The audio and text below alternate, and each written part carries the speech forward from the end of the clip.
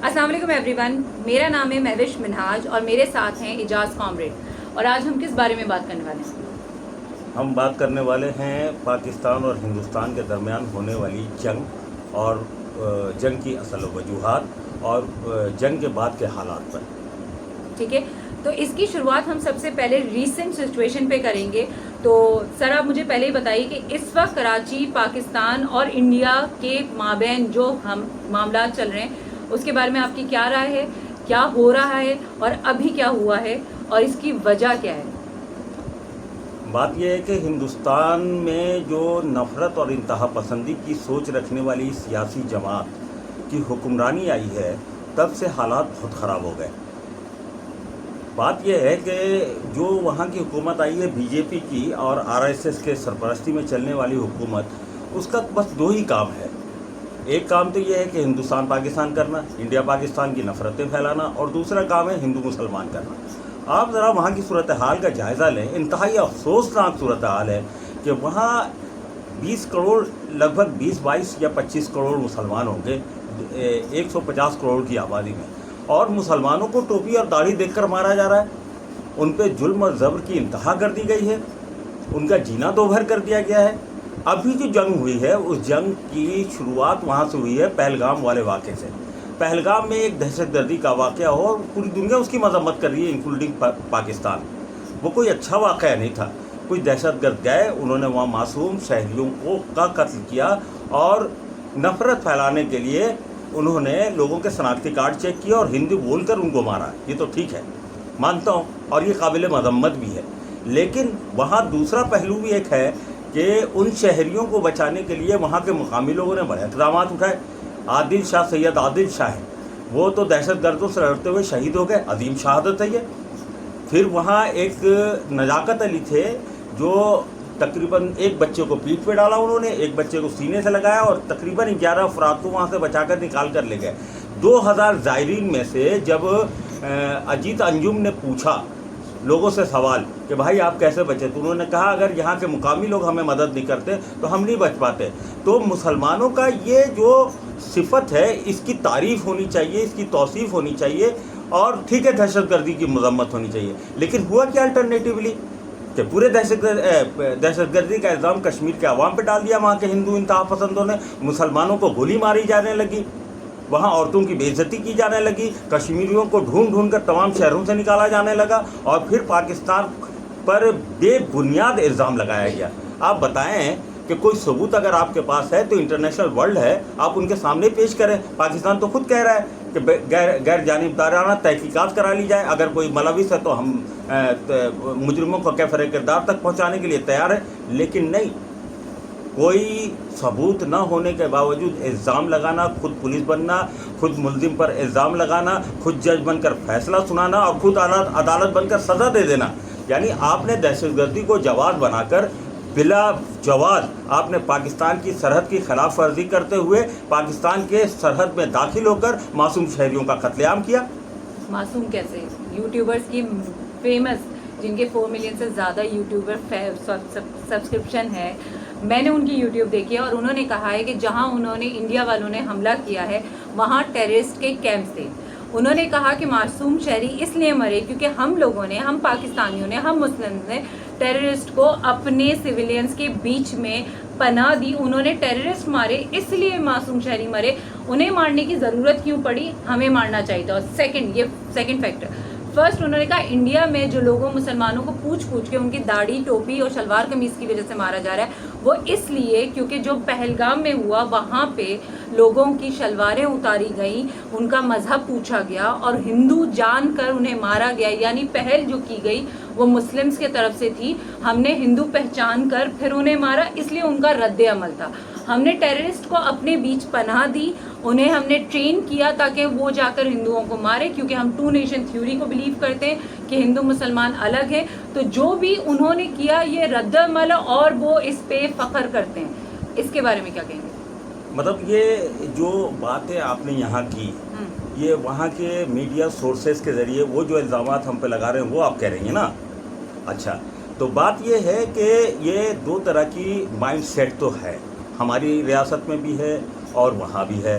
वहाँ का जो माइंडसेट है वो पाकिस्तान के बारे में पेंट क्या करता है। पाकिस्तान एक गरीब मुल्क है, पाकिस्तान तो भीख पे पलता है, पाकिस्तानी के पास खाने को नहीं है, वो एक नाकाम रियासत है। तो भाई ये नाकाम रियासत ने आपको दौड़ा दौड़ा के मारा कैसे है? ये झूठ आप अपने लोगों को बताते हो, सच बताओ ना। नरेंद्र मोदी साहब घुर के मारेंगे, स्ट्राइक करेंगे, घुस के मारेंगे। मासूम शहरियों को मारा नहीं आपने, मासूम बच्चों का कत्लेआम नहीं किया आपने दहशतगर्द बोल के, औरतों को नहीं मारा। औरतें मासूम बच्चे जो है क्या दहशतगर्द थे? वहाँ मदरसे में जो मासूम बच्चे पढ़ रहे थे या जो औरतें वहाँ रह रही थी वो दहशतगर्द थे? दहशतगर्द अगर थे तो आप पाकिस्तान की रियासत को सबूत देते, पाकिस्तान की रियासत उनको कैफरे किरदार तक पहुँचाती। और अगर ऐसा नहीं करती तो आप आलमी अदालत में जाते। आप जज बनकर फैसला कर रहे हो, आप पाकिस्तान की सरहद क्रॉस करके उसकी रियासत पर हमला कर रहे हो और चाहते हो कि जवाब भी ना मिले। ऐसा नहीं हो सकता मेरी जान, ऐसा नहीं हो सकता। पाकिस्तान को सही तौर पर आपने समझा नहीं है। ये जो आप मुसलमानों के बारे में बड़ा कॉन्सेप्ट अजीब सा रखते हो ना, यकीन जानो खुदा की कसम हंसी आती है। इसलिए कि इंडिया में वो जो बेगुनाह मासूम शहरी हैं जिनके दाढ़ी और टोपी रख के ज़बरदस्ती मुँह में माइक डालकर पाकिस्तान मुर्दाबाद कहलवाते हो ना तुम, शर्म करो। वो तुम्हारे शहरी हैं, वो हिंदुस्तान से मोहब्बत करते हैं, वो हिंदुस्तान के लिए कट मरेंगे क्योंकि ये उनका दीन सिखाता है। लेकिन ज़बरदस्ती उनके साथ जुल्म और जबर मत करो और मुसलमानों को कमतर मत समझो। अच्छा, ये वो मुसलमान है, सुनो, अफगानिस्तान में रूस को शिकस्त दे दिया, ये वो मुसलमान है। अफगानिस्तान में अमेरिका को शिकस्त दिया, और ये वो मुसलमान है जो जिसने इस जंग में तुमको धूल चटवाई है। बताओ अपने लोगों को कि जब ये आखिरी तारीख क्या थी जब हमला हुआ था, 9 या 10 तारीख की रात को, जब आपने 50 ड्रोन भेजे ना, हमने उसे ज़मीन पर गिरा लिया, एक पटाखा नहीं फूटा, और आप बोल रहे हमने पाकिस्तान को तबाह कर दिया। अरे तबाही तो दिखाओ, हम तुम्हारे ड्रोन के मलबे को दिखा रहे हैं, तुम तो दिखाओ कि हमारे कितने तुमने जहाज़ गिराए, कितने मलबे गिराए। हाँ, अलबत्ता ये ज़रूर हुआ है कि तुम्हारे तमाम एयरबेस को हमारे फ़िज़ाई तैयारों ने जाकर तबाह और बर्बाद कर दिया, और तुम हार की डगार पर पहुंच गए। तो तुम्हारे अजीत डोवल ने अमेरिका के सदर को फ़ोन करके रिक्वेस्ट किया कि सीज़ फायर करवाए, शिकस्त तस्लीम करो, बुज़दिलो।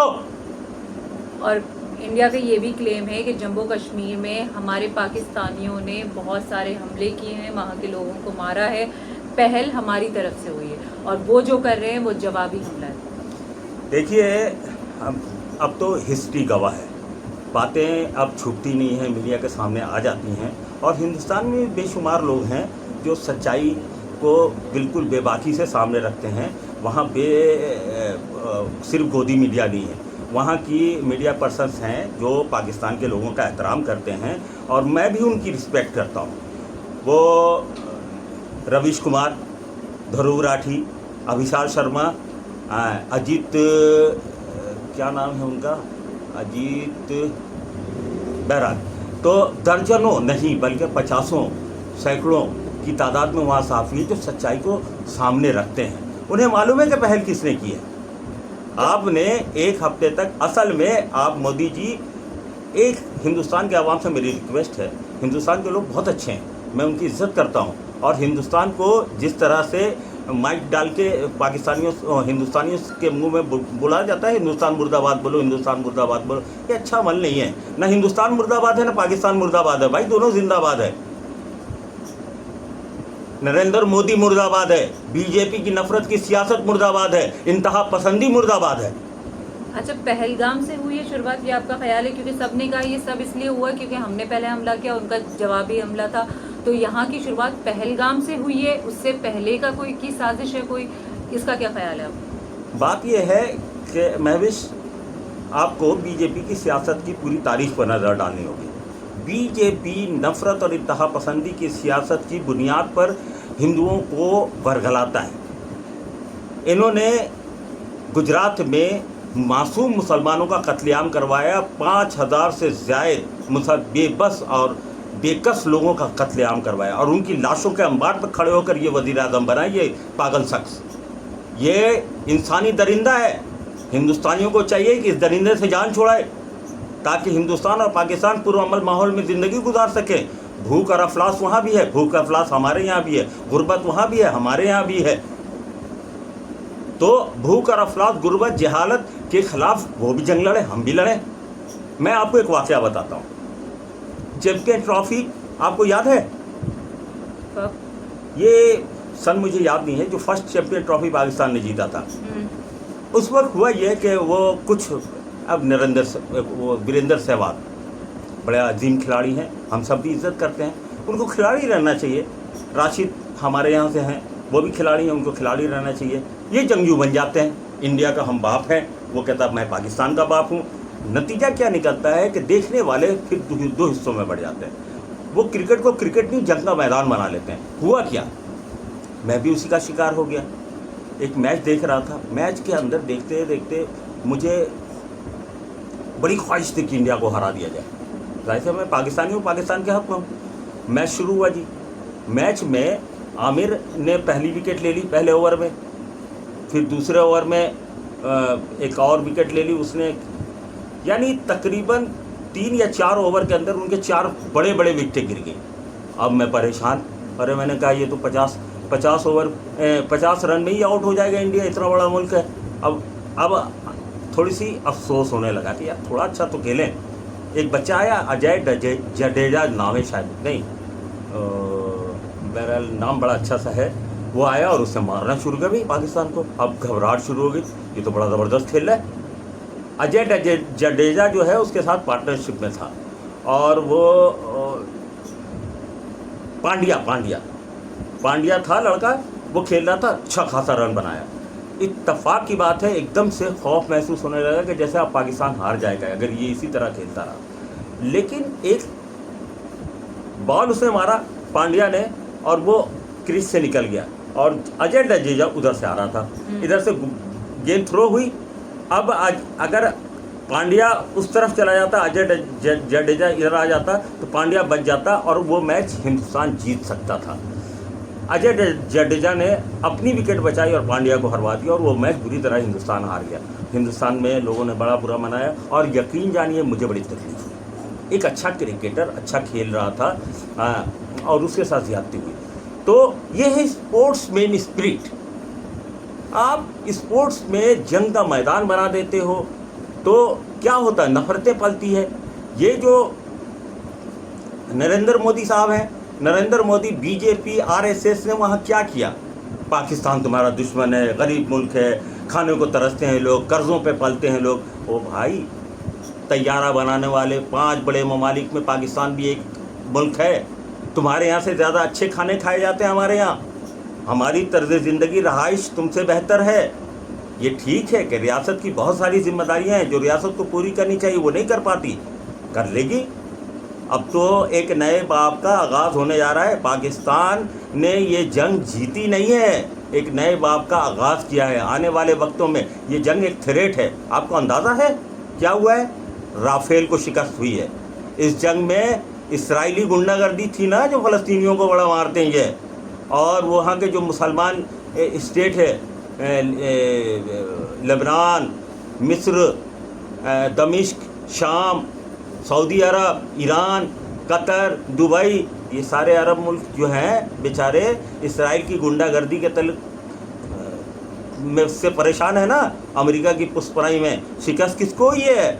इसराइल के मिसाइल को। शिकस्त किसको हुई है? सऊदी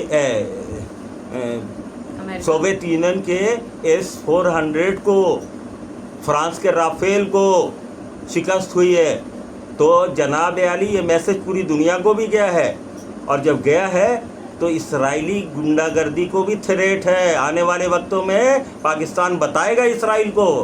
अगर अरब ने रुख कर लिया पाकिस्तान का, तो पैसा तो बहुत है अरब के पास, और साजो सामान हमारे पास, जिगर हमारे पास, पायलट हमारे पास, तैयारे हमारे पास, एयर डिफेंस सिस्टम हमारे पास, और तुम्हारे एयर डिफेंस को तबाह करने वाला सिस्टम भी हमारे पास। तो सोच के रखो कि आने वाले वक्तों में जिन मुसलमानों को का तुम मजाक उड़ाते थे ना, अगर उन्होंने एक कन्फेडरेशन बना ली, तो मुस्लिम दुनिया के पास पैसे बहुत हैं, लड़ाके नहीं थे, तैयार हो गए लड़ाके इसराइल की गुंडागर्दी का जवाब देने के लिए। आने वाली तारीख बहुत सारी चीज़ों का जवाब देने वाला है।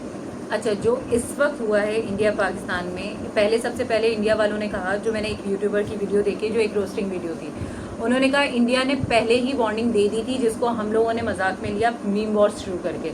हम तफरीहों में लग गए। इंडिया ने 10 दिन का पहले टाइम लिया, पहलगाम पे पहले इन्वेस्टिगेशन की, उसके बाद उन्हें सबूत मिले, फिर उन्होंने टेररिस्ट पे अटैक किया जिसमें कुछ सिविलियंस भी मारे गए, वो भी पाकिस्तान की ही गलती है। तो इसके बाद इंडिया में अब क्या रद्द अमल होगा, क्योंकि वो हार गए हैं तो अपनी हार का बदला कैसे लेंगे। क्योंकि मैंने एक फेसबुक की वीडियो देखी थी जिसमें एक लड़का बैठा हुआ मोबाइल यूज़ कर रहा था, दूसरा लड़का आया कुल्हाड़ी लेकर उसे मारने लगा। उसने बचाव में लड़खड़ाते हुए गिरते पड़ते गया तो उसने पीछे दोबारा कुल्हाड़ी मारी, जो उसकी पीठ पे फंसी, उसने दोबारा निकाला, वो मारता हुआ गया। एक छोटा सा 3 साल का बच्चा वहाँ बैठा था जो रोने लगा, जिसपे नीचे लिखा हुआ आया कि पहलगाम का बदला लिया है सरफराज से, और नीचे सब उसे अप्रिशिएट कर रहे थे। मैंने शौर्या मूवी का जो एंड का डायलॉग है, जो इसमें उसने कहा कि इनकी कौम में नफरत है, इनकी कौम को मारेंगे, इनकी कौम को निकालेंगे, यहाँ का खाते हैं वहाँ की दुआ करते हैं। ये सब चीज़ों को मैंने जब देखा और उनके जाके कमेंट्स पढ़े, लिटरली 99.99% कमेंट्स ये थे कि एक हीरो को, यानी जो विलन था, जो जीनोसाइड कर रहा था, जो लोगों को मार रहा था सारे मुसलमानों को, उसको कहा गया कि एक हीरो को विलन दिखाया गया है, शर्म आनी चाहिए इन लोगों को। ये सही कह रहे हैं कि खाते यहाँ की हैं, दुआ वहाँ की, यानी वहाँ के मुसलमानों को टारगेट किया और कहा कि सही कह रहा है, इन लोगों को निकालो और इनको मारो, यानी मुस्लिम्स को। इसका मतलब ये जो 2 नेशन थ्योरी है कि मुस्लिम्स और हिंदूज अलग अलग हैं, एक्सट्रीमिस्ट जो वहाँ के हैं, अब क्या करेंगे? अपनी हार के बाद इसका बदला वो किससे लेंगे? वहाँ के मुसलमानों को कोई खतरा है? जैसे कि हमेशा से वहाँ की हुब्बुल वतनी के लिए उनसे सबूत मांगा जाता था कि तुम मुसलमान हो, तुम हो। यहाँ शाहरुख खान को बोला गया था, वहाँ के मुसलमान जो एक्टर्स थे उनको पकड़ पकड़ के मारा गया था। तो इसके बाद क्या होगा जो अभी ये सब कुछ हुआ है? किसी इंतहा पसंदी को तो शिकस्त हुई है बेटा, ये एक वाकया नहीं है। मतलब मैं आपको बताता हूँ, अजमेर का शायद एक वाकया है। एक बेचारा चिकन के दुकान करने वाला बच्चा था, वो बाहर निकल रहा था, 2 लड़के आए और उसका नाम पूछा और उसको गोली मार दी। फिर वो आगे वीडियो बनाई और उसने फेसबुक पे लोड किया उस बुक को। यहाँ खंजर डाली हुई है, यहाँ पिस्टल डाला हुआ है। बाद में पुलिस ने उसको अरेस्ट किया, उसको पनिश भी किया। तो उसका कहना था 26 के जवाब में 2600 मारेंगे। तो भाई 2600, वो 26 जो को जिन लोगों ने कत्ल किया उसको ढूंढ के मारो ना यार, हमारे रिश्तेदार नहीं है। और ना बेचारे उन हिंदुस्तानी मुसलमानों के भी रिश्तेदार हैं। वो हिंदुस्तानी मुसलमान तो वही है ना। असल बात क्या है आपको बताऊं, बात यह है कि ये जो बीजेपी की सियासत है वो वहाँ हिंदुओं को, वहाँ के मुसलमानों के खिलाफ इसलिए करता है कि हिंदुओं का वोट उनको मिले। लेकिन वो हिंदू नहीं, सॉरी, ब्राह्मण और राजपूत, ये नफरत के मंबे हैं। हिंदुस्तान में इन ब्राह्मणों और राजपूतों की रूलिंग को ख़त्म नहीं किया गया तो हिंदुस्तान को इसका बड़ा खमियाजा भुगतना पड़ेगा। अरे भाई, वहाँ की अक्सरियत आबादी 80 to 90% दलितों की है और मुसलमानों की OBST की है। उन दलितों को, जिनको ये जूते नहीं पहनने देते, चप्पल नहीं पहनने देते, मंदिरों में पूजा करने नहीं देते, घोड़े पे नहीं बैठने देते, मूछें नहीं रखने देते, और अगर ऐसा वो कर ले तो इनको जान से मार देते हैं ये। और फिर उनको जब हिंदू मुसलमान की बारी आती है तो उनको हिंदुओं के कैंप में शामिल करके मुसलमानों की आबादियों पे हमले करते हैं। इनकी सियासत क्या है? 5000 मुसलमानों को बना के प्राइम मिनिस्टर बना। दिल्ली के इलेक्शन हार गई है 2019 वाली, जिसमें बेइंतहा जय श्री राम, गोली मारो फलां को, मतलब गाली है वो, मैं इस वक्त बोल नहीं सकता, देश के गद्दारों को गोली मारो उसको, तो हार गए। 74 सीटें थी दिल्ली की, क्या नाम था, केजरीवाल ने 67 सीटें जीत ली और 7 सीटें मिली बीजेपी को। इतनी बीजेपी बौखलाई कि उसके बाद दिल्ली में गाजियाबाद से, औरंगाबाद से, पता नहीं कहाँ कहाँ से गुंडों को जमा करके ट्रकों पे भर के लाके और मुसलमानों की आबादी पे हमले करवाए और हिंदू मुसलमान का फसादात करवाया। और आज सूरत हाल ये है कि दिल्ली की सारी सीटें ये जीत गई। ये फसादात करवा के अपनी सियासत को मजबूत और मुस्तहकम बनाते हैं। देखो, वहाँ के मुसलमान हिंदुस्तान के वफादार हैं, वहाँ के मुसलमान, लेकिन वो मज़हब नहीं छोड़ सकते। आज जहाँ 2 नेशन थ्योरी की बात है तो 2 नेशन थ्योरी तो अंग्रेज़ों की पैदावार है भाई। ये मुस्लिम लीग और वो जो ना क्या नाम है उसका, RSS बनवाई किसने थी? अंग्रेज़ों ने बनवाई थी। जब कांग्रेस ने आज़ादी की तहरीक चलाई थी हिंदुस्तान में, तो हिंदुस्तान में आज़ादी की तहरीक को तकसीम करने के लिए हिंदू मुस्लिम डिवीज़न किया गया था। तो आखिरी तक कायदे आज़म साहब उसमें थे, क्या नाम है, कांग्रेस में थे, लेकिन बाद में वो अलग हुए। तो कुछ डिस्क्रिमिनेशन थी और समझा जा रहा था कि मज़हब की बुनियाद पर 2 रियासतें बननी चाहिए। लेकिन मज़हब लोगों को जोड़ कर रखने के लिए काफ़ी नहीं है। अगर ऐसा होता तो 71 में बंगाली हमसे अलग क्यों हो जाते?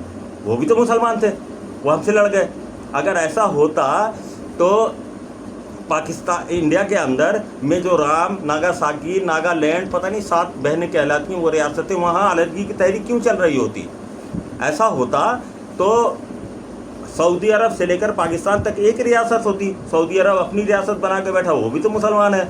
मुसलमानों की बुनियाद पर ना कोई एक रियासत बनेगी आज के दौर में। माजी में बनी है, लेकिन आज के दौर में मुसलमानों की बुनियाद पर ना कोई एक रियासत बनती। ये पाकिस्तान है, जहाँ पाकिस्तान में मुसलमान भी रहते हैं, हिंदू भी रहते हैं, सिख भी रहते हैं, ईसाई भी रहते हैं। असल में बात यह है कि पॉपुलर पॉलिटिक्स किसको कहते हैं? पॉपुलर पॉलिटिक्स ये मेजोरिटेरियन। हिंदुस्तान में हिंदुओं की अक्सरियत है तो आप मुसलमानों के खिलाफ नफरत का जहर उगलिए। पाकिस्तान में देख लीजिए ना, उनके भाई बरादर यहाँ भी रहते हैं, नफरत की सियासत यहाँ भी है। कादियानी बेचारे 1% से भी कम है। आपने 73 के आइन में उनको काफिर करार दे दिया। अब कादियानी के खिलाफ खत्म रसूल, वो आप पता नहीं क्या क्या तहरीकें चलाते हैं, और कादियानी का जी का हमारे मज़हब खतरे में है, इस्लाम खतरे में है। यहाँ भी ये कहानी चलाई जाती रही, वहाँ भी ये। भाई 20 करोड़ मुसलमान हैं, हिंदुस्तान को क्या खतरा हो सकता है? 120 करोड़ तुम लोग हो, फिर भी हिंदुस्तान को खतरा है, हिंदुत्व को खतरा है। खतरा उनको नहीं है, बीजेपी की गवर्नमेंट को है। और अब ये हिंदुस्तान की आवाम को अच्छी तरह से समझ में आ गई है कि ये जो बड़ा बोला था ना नरेंद्र मोदी, घुस के मारूंगा, घुस के मारूंगा, वो तो हिंदुस्तान के आवाम को, बेचारों को अजीब ख्वाब में मुब्तला कर दिया। उनको लगा कि जी पाकिस्तान नेस्त नाबूद हो जाएगा, घुस के मारेंगे नरेंद्र मोदी। अरे भाई, इंदिरा गांधी, मैंने अभी एक वीडियो देखी जिसमें था नरेंद्र मोदी चलते हुए आ रहे थे और उसमें लिखा था जस्टिस सर्व। जो पहला जो ऑपरेशन झूठ बोल रहे हैं वो लोग। था, उन्होंने कहा कि जस्टिस सर्व कि उन्होंने हम पे हमला किया और हमें हराया। दूसरा ये कि वो कहीं पे गए थे सर्वे करने और अपना सर्वे बीच में उन्होंने रोककर वो वापस आए और चलते हुए बड़े अच्छे एक्शन हीरो की तरह दिखाया गया। उन पे तो मूवी बनी है कि उन्होंने कितनी क्या कहते हैं खिदमतें की हैं, कितनी कुर्बानियाँ दी हैं, और वो कितना सोचते हैं लोगों के लिए। मुस्लिम्स के इलाकों में जाके जो वो वहाँ पे स्पीच देते हैं जिसमें मुस्लिम हिंदू भाईचारगी का दिखाते हैं, और फिर हिंदुओं में जाते हैं कि तुम्हारे तुमसे अलग है। सारे पहलुओं से वाकिफ नहीं हो आप। इस आदमी ने स्टेज पर तकरीर की थी कि दहशतगर्दों को कपड़ों से और दाढ़ी से पहचाना जा सकता है। ये मुसलमानों का बहुत बड़ा दुश्मन है। मुसलमानों का दुश्मन नहीं है, हिंदुस्तान का दुश्मन है। हिंदुस्तानी मुसलमान और हिंदू में तफरका करने का मतलब है हिंदुस्तान को कमज़ोर करना। ये हिंदुस्तान का दुश्मन है, इंडिया का दुश्मन है। इंडिया के आवाम को चाहिए कि जूतों से मार के इसको निकाले। वो जो मेजर गौरव आर्या जैसे लोग हैं जो तो पैसे लेकर आके भौंकते हैं ना, अब उनसे पूछो ना कहाँ गए भाई? सच्चाई बताओ हिंदुस्तान के लोगों को, मरहलेवार क्या हुआ है। पहलगाम वाक़े के बाद तुमने पाकिस्तान में घुसकर स्ट्राइक किया, उस रात पाकिस्तान ने तुम्हें जवाब दिया, तुम्हारे 6 जहाज़ गिराए। पाकिस्तान का दावा 6 जहाज़ है, तुमने 3 का एक्सेप्ट कर लिया। एक ड्रोन यहाँ हमने गिराया था, 4 हुए, चलो 4 ही सही। पाकिस्तान ने तुम्हें जवाब दिया, फिर पाकिस्तान ने सरहद पर छेड़ा तुम्हें, ठीक है। तुमने 30 मारे थे, वहाँ भी सरहद के हो गई, सवाल जवाब हो गया, तुमने हमला किया, तुम्हें जवाब मिल गया। दूसरे दिन तुमने क्या किया? कराची से लेकर और कश्मीर तक तुमने तकरीबन 77 या 80 ड्रोन भेजे। क्या कर लिया भाई तुमने? सारे ड्रोन नीचे गिरा लिए गए, कोई डैमेज नहीं हुआ, कोई डैमेज नहीं हुआ। और हिंदुस्तान में झूठी खबर क्या चलाई गई? कराची तबाह हो गया, मुल्तान पे कब्ज़ा हो गया, इस्लामाबाद पे कब्ज़ा हो गया। ओ भाई, यहाँ लोग जश्न मना रहे हैं और तुम कब्ज़ा किए जा रहे हो। सच बताओ ना वहाँ लोगों को कि तुम्हारे असला को पाकिस्तान के एयर डिफेंस सिस्टम ने नाकाम कर दिया। अगर आया है, अब तुम कहते हो ना कि ड्रोन कैसे आ गया? आने दिया गया ताकि उसको गिराया जा सके, तुम्हें माली नुकसान पहुंचाया जा सके। अब सुनो, एक मिसाइल तुमने मारा, अब तक तो तुम्हारा असला हम डिफेंस कर रहे थे, तुम्हारा असला हम नाकाम कर रहे थे। जब तुमने एक मिसाइल नूर एयर बेस पे मारा तो फिर पाकिस्तान ने तुम्हें जवाब दिया, और जवाब इतनी ख़तरनाक थी। DGISR ने कहा था ना कि जब हम हमला करेंगे तो दुनिया देखेगी। देखी दुनिया ने कि आपके अजीत डोवल रात को, आपके वो जो आई थी ना सोफिया कुरैशी प्रेस कॉन्फ्रेंस करने, जब पहली प्रेस कॉन्फ्रेंस थी बड़ा जोश था उनके आवाज़ में। लेकिन जिस रात हमला हुआ उस सुबह जब ये आई हैं और अपना डैमेज बताने लगी तो रो पड़ी थी। ज़रा आवाज़ पे गौर कीजिए, थर्राहट थी। कितने डरे हुए थे आप लोग। और डर के मारे आपके अजीत देवल ने अमेरिका के सदर को फ़ोन किया कि भाई सीज़ फायर करा दो, हमारी इज्जत बचा लो वरना हिंदुस्तान तबाह हो जाएगा। तो अपने अवाम को सच बताओ यार, तुम जंग हार गए थे, तुमने अपनी जान बचाई है। अगर उस रात तुमने सीज़ फायर नहीं कराई होती तो इंडिया तबाह हो चुका होता। पाकिस्तान ने रहम खाया तुम पर, और संभल जाओ अब भी। पाकिस्तान से लड़ने की सलाहियत तुम्हारे पास नहीं है भाई। 10,000 अगर हमने आज़ाद कबाइली इलाके से, ये जो हमारे पास है ना, यानी अनसिविलाइज्ड लोग, हम तो सिविलाइज्ड लोग हैं, हम तो उनके 50 लोगों से डरते हैं। 5,000 आबादी में 50 लोग आके घर ले तो हमें परेशानी शुरू हो जाती है, हम काबू नहीं कर सकते, हम घर बेच के भागना शुरू कर देते हैं। ये अगर 10,000 हमने भेज दिया ना इंडिया में, 140 करोड़ तुम लोग भाग के श्रीलंका में पना लोगे। इनसे नहीं लड़ सकते, सिर्फ फिल्म बनाने से नहीं होता है। केसरी, एक आदमी जाके अफगानियों को मार रहा है, ओ भाई फिल्मों वाला वो जो तुम्हारा एक हीरो आता है, तो अगर तुम्हारे पास इतने बहादुर फिल्मी हीरोज़ हैं तो 2 को भेज देते ना, पुष्पराज वाले, अल्लू अर्जुन को, और वो यश जो कौन था, यश चोपड़ा नहीं, यश नहीं, वो एक कौन सा फिल्म है यार, KGF 2 ना, हाँ KGF 2 वाले यश को भेज देते। 2 आदमी काफ़ी था पाकिस्तान के लिए। लेकिन अपने लोगों को खुश करो यार, इनको दिखाकर। हमारे पास पागलों का टोला है, इसको पाकिस्तानी आर्मी ने छेड़ दिया ना कि जाओ जरा अंदर घुस के इनकी खबर लो। खुदा की कसम बड़ा परेशान हो जाओगे तुम। अच्छा, एक यूट्यूबर थी, बहुत फेमस यूट्यूबर, मुझे भी बहुत पसंद थी, अभी हैं, खैर कोई मसला नहीं है। तो उन्होंने कहा था कि हमारा एक ड्रामा है दास्तान, आपको इसका मुझे यकीन है कि पता नहीं होगा। दास्तान ड्रामे में 1948 की सेपरेशन और उसके सारे जो कॉन्फ्लिक्ट है उसको दिखाया गया था, जिसमें से उसकी जो मेन लीड कैरेक्टर थी उसमें दिखाया था कि हिंदू सिख ने उसके साथ बुरा किया, ज़बरदस्ती शादी की उसके साथ, फिर एक बच्चा पैदा हुआ, उसके पूरे घरों को आग लगाई गई, उस पूरे इलाके को उठाया गया, लड़कियों के साथ ज़्यादतियाँ हुई। तो उसने ये कहा कि इस चीज़ को हिस्ट्री ने डॉक्यूमेंट किया है कि पाकिस्तानी फ़ौज ने औरतों के साथ ज़्यादती की, और पाकिस्तानी फ़ौज या पाकिस्तानी या मुस्लिम्स हैं ऐसे जिन्होंने 1947 में ये सब चीज़ें की हैं, हिंदूज़ ऐसे नहीं थे।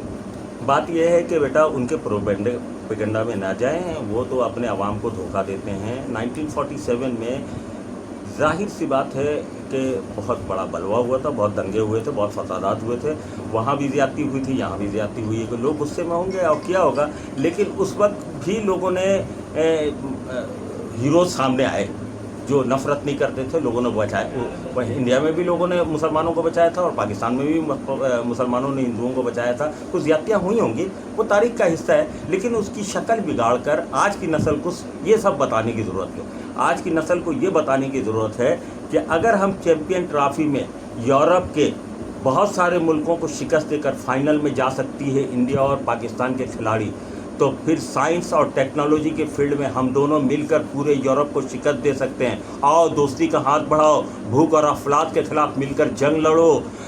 साइंस और टेक्नोलॉजी के फील्ड में मिलकर, तुम्हारे पास भी बासलाहियत लोगों की कमी नहीं, हमारे पास भी इंटेलिजेंस का तबादला करो भाई, ट्रेड करो, अमन कायम करो, जंग मत करो। जंग खुद एक मसला है, जंग क्या मसलों का हल देगी? नंग और भूख देगी, भूख और एहतियाज कल देगी। इसलिए है शरीफ इंसानों, जंग टलती रहे तो बेहतर है, तुम्हारे और मेरे आंगन में शम्मा जलती रहे तो बेहतर है। ये शेर बड़ा बेहतरीन है, लेकिन अगेन उसी यूट्यूबर का कहना था कि इंडिया ने कई बार हाथ बढ़ाया दोस्ती का, और पाकिस्तान ने हमेशा पीठ पे खंजर भोंका है। 2016 में समथिंग को छुआ था, उससे पहले हुआ। जब इंडिया ने कुछ ना कुछ करके दोस्ती का हाथ बढ़ाया, तो पाकिस्तान और पाकिस्तानी और मुस्लिम टेररिस्ट ने इंडिया में कोई ना कोई हंगामा, कोई ना कोई हमला किया, कोई ना कोई गद्दारी, चोरी चकारी, झूठ मार काट हमने किया, जिससे अब उनका दिल टूट चुका है। अब वो नहीं करेंगे दोस्ती, उन्होंने समझ लिया है कि हम दोस्ती के काबिल नहीं।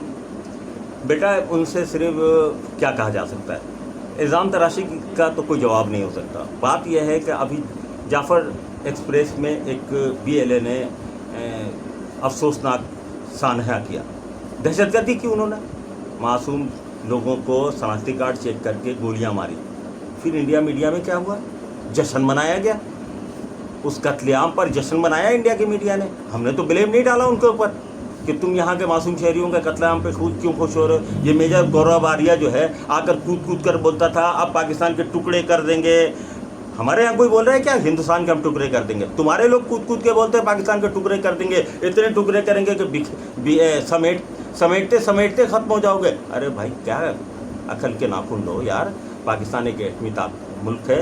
पाकिस्तान वो है जिसने अफ़गानिस्तान में बड़े बड़े कारनामे अंजाम दिए और बड़ी बड़ी क़ुव्वतों को शिकस्त से दो चार किया, और अभी हाल में तुम्हें भी थपेड़े मारा है उसने।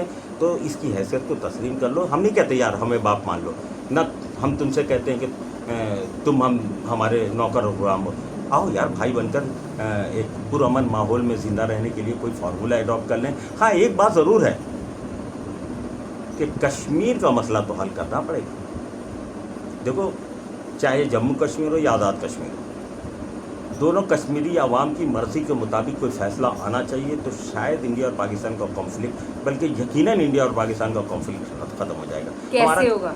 क्योंकि इससे पहले एक कॉन्फ्लिक्ट था बांग्लादेश का, कि बांग्लादेश उनका नहीं था, फिर भी अगर बांग्लादेश जैसे कि इस पाकिस्तान कहते थे उसको, कि उन्हें कोई कुछ इख्तलाफात थे, हमसे कोई शिकायतें थी, तो उसमें इंडिया ने बीच में इन्वॉल्वमेंट की, जिसके लिए एक मूवी भी बनी थी राजी, जिसके एंड में उन्होंने दिखाया बतौर, उन्होंने अपने गन्स नीचे किए कि हमने हार माना है। तो उनका कहना है उन्होंने उसका साथ दिया ताकि हमारा पाकिस्तान टूटे, जो कि हुआ भी, ठीक है, अफसोसनाक वाक़या था, उसमें कई लोग मरे भी।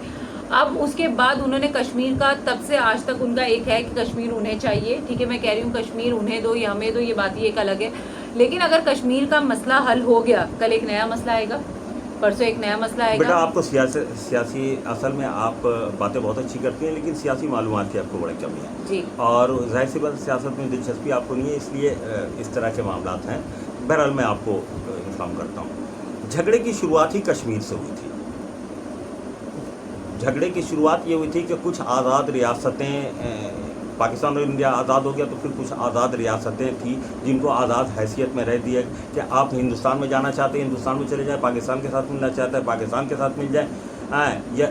तो उन रियासतों ने अपने तौर पर एक फ़ैसला किया। मसलन हैदराबाद दक्कन ने, वहाँ के नवाब मुसलमान थे और आबादी की अक्सरियत 60 to 70% लोग हिंदू थे। उन्होंने फैसला किया वो पाकिस्तान में आएंगे। इंडिया ने क्या किया, अपनी फ़ौज कशी की और वो उस पर कब्ज़ा कर लिया। तो इस तरह और बहुत सारी रियासतें हैं। इसी तरह कश्मीर के जो मुसलमान थे, कश्मीर में अक्सरियत मुसलमानों की थी, राजा हिंदू था। राजा ने कहा कि ना मैं पाकिस्तान में जाऊंगा ना हिंदुस्तान में जाऊंगा। तो वहाँ कश्मीर के लोगों ने कहा कि नहीं जी, हम पाकिस्तान में शामिल होना चाहते हैं। अच्छा जी, ठीक है, ये हो सकता है कि डिस इन्फॉर्मेशन हो, तो कश्मीर के लोगों को रेफरेंडम करा लो ना यार, अक़वाम मुत्तहिदा के चार्टर के मुताबिक। अक़वाम मुत्तहिदा ने कहा था कि रेफरेंडम का, वो पाकिस्तान के साथ आना चाहते हैं पाकिस्तान के साथ, हिंदुस्तान के साथ जाना चाहते हैं हिंदुस्तान के साथ, आज़ाद रहना चाहते हैं आज़ाद रह लें। ज़बरदस्ती कब्ज़ा तो ख़त्म करो ना। वहाँ 7 लाख फ़ौजी क्यों बिठा के रखा है अगर वो तुम्हारे साथ रहना चाहते हैं तो, बंदूक के ज़ोर पर। और जो कश्मीर फाइल्स, अच्छा, दूसरी बात यह है कि सन 71 का सानहा, वो दर हकीकत हमारी सियासी नाकामी थी। सियासी तौर पर हम यहाँ की कौमियतों को हैंडल नहीं कर पाए और जिसके नतीजे में बंगालियों को हमसे शिकायत हो गई और शिकायत का हल सियासी ढूंढना था, वो सब फौजी हल ढूंढना गया जिसका फ़ायदा इंडिया ने उठाया। जंगनेजी था, वो हमारे लोग थे, नाराज़ हो गए, आज फिर वापस आ रहे हैं, वो बन रहा है कन्फेडरेशन की तरफ मामला जा रहा है। और आपके जो लोग थे बेचारे, जो आपके इशारों पे नाचने वाले लोग, उनको तो भागना पड़ा वहाँ से। अब जो लोग आए हैं वो पाकिस्तान जिंदाबाद वाले लोग हैं। भाई अभी बहुत मुश्किल से तुमने हमसे जुदा किया था, वो हमारे भाई आ गए वापस। और इस हद तक आ गए हैं कि उन्होंने तुमको थ्रेट किया था ना कि पाकिस्तान से हमला होगा तो वो अपना बॉर्डर खोल देंगे। तो वो मशरक़ी पाकिस्तान नाम बदल गया, बांग्लादेश हो गया, मगर वो अब भी हमारा ही बॉर्डर है। कश्मीर फाइल्स एक मूवी थी जो इंडिया की मूवी थी, जिसमें बताया गया था कि मुसलमानों ने बहुत ज़्यादा क्या कहते हैं हिंदुओं पे जुल्म सितम किए, वहाँ मिलिटेंट्स बहुत हैं, बहुत ज़्यादा, मतलब जो भी टेररिस्ट है या जो भी कत्ल गारत है, जो भी जुल्म ज़्यादती है, वो सब मुसलमान करते हैं। फिर एक मूवी आई थी जो कि अगर मैं नाम भूल रही हूँ, जो वो 32,000 लड़कियों के बारे में मूवी थी। हाँ, तो वो मूवी बनाई गई थी, तो उसमें भी यही बताया गया था कि जो मुस्लिम्स लड़के होते हैं वो लड़कियों को वरगलाते हैं, उनका मज़हब चेंज करने पे उन्हें कहते हैं, देन उन्हें शहादत के तरफ या जिहाद की तरफ लेकर जाते हैं। और ये 32,000 लड़कियों की कहानी थी, ये बात कही गई, ठीक है। ये एक डिटेल वीडियो थी, अगर आपको इसके बारे में नहीं मालूम कोई इशू नहीं, हम इसके बारे में अगली बार बात करेंगे। लेकिन कश्मीर फाइल्स का आपको पता है? कश्मीर फाइल्स के बारे में दोनों फिल्मों के बारे में पता, फिल्म नहीं देखी मैंने, लेकिन मैं सिर्फ इतना कहूँगा कि ध्रुव राठी साहब ने इन दोनों बोलते फिल्मों रहिए, पर मैं stop करूंगी। ध्रुव राठी साहब ने इन दोनों फिल्मों पर बड़ा अच्छा वीडियो बनाया है और उससे हिंदुस्तान के लोगों को क्लियर करने की कोशिश की है। ये तो बीजेपी की प्रोपेगेंडा मुहिम है ना। बीजेपी फैक्ट को तोड़ मड़ोड़ कर पेश करती है। बीजेपी का कि यही सियासत रही है। अभी छावा फिल्म आई, छावा फिल्म में और देखो औरंगजेब मेरे रिश्तेदार नहीं, न वो मुसलमानों के हीरो हैं। मतलब औरंगजेब भी एक राजा थे। वो रामलाल पुनैया साहब हैं, वहाँ हिंदुस्तान में हिस्टोरियन हैं और बहुत सारे हिस्टोरियन हैं जो वहाँ की हिस्ट्री की सच्चाई को सामने लाते हैं। तो वो खुद बताते हैं हिंदुस्तान के लोगों को कि भाई ये हिस्ट्री इस तरह से नहीं है जिस तरह से बीजेपी पेंट कर रही है।